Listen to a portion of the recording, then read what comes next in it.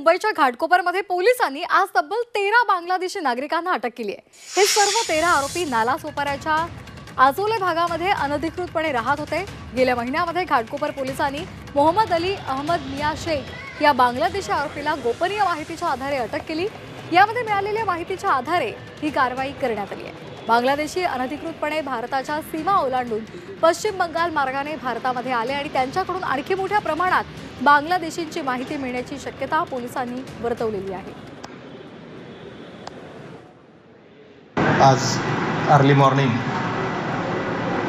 वेगवेगळ्या भागामध्ये 5 पुरुष 4 महिला आणि त्यांच्यासोबत 4 लहान मुलं असे एकूण 13 बांगलादेशी नागरिक अवैधरित्या राहत असल्याचे आमच्या केसच्या पुढील तपासामध्ये निष्पन्न झालं व त्यांना ताब्यात घेतल्यानंतर त्यांची पूर्ण खात्री झाली व ते बांगलादेशचे नागरिक असल्याचं व तिकडचे त्यांचे पत्ते पूर्ण मिळाल्यामुळे आज त्यांना ताब्यात घेण्यात आलेले आहे।